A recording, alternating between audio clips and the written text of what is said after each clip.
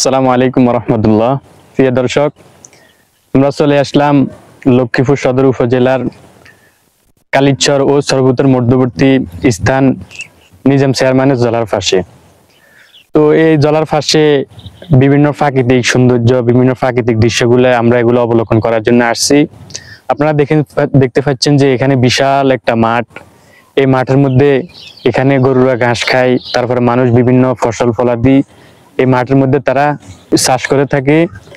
তো এই মাঠের পাশে আছে বিশাল বড় একটা জলা।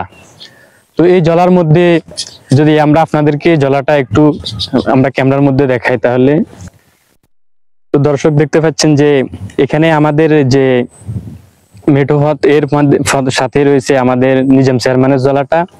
তো এই জলাটা সম্বন্ধে যদি আপনাদেরকে বলি যে এই জলার মধ্যে বিশাল বড় বড় এখানে মাছ পাওয়া যায়। তারপরে এখানে অনেক মানুষ দূর দূরান্ত থেকে এখানে মানুষ ঘুরতে আসে। তো এই জলাটার দৈর্ঘ্য যদি বলি, তাহলে এই জলাটার দৈর্ঘ্য হলো প্রায় এখানে 30 মাইলের উপরে।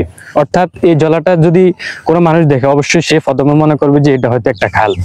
তো আসলে এটা খাল না, এটা একটা জলা। তো এখানে আসলে এখানের প্রাকৃতিকটা অনেক সুন্দর। আমরা যদি আপনাদেরকে আর একটু দেখাই, দেখেন এই জলার পাশেই রয়েছে বিশাল আকারের একটা মাঠ। এই মাঠের মধ্যে এখানে বিভিন্ন মানুষ আসে, তারা এখানে খেলাধুলা করে, ফুটবল, ক্রিকেট, তারপরে বিভিন্ন ধরনের খেলাধুলা এখানে করে থাকে। তো এই জন্য আপনাদের এখানে যদি আসেন, যে কারো মন জুড়িয়ে যাবে, কারণ পাশেই রয়েছে একটা নদীর মতো একটা বিশাল আকৃতির একটা জলা, এর পাশেই রয়েছে বিশাল আকৃতির বিশাল বড় মাঠ। এই জলার পাশে যে দেখতে পাচ্ছেন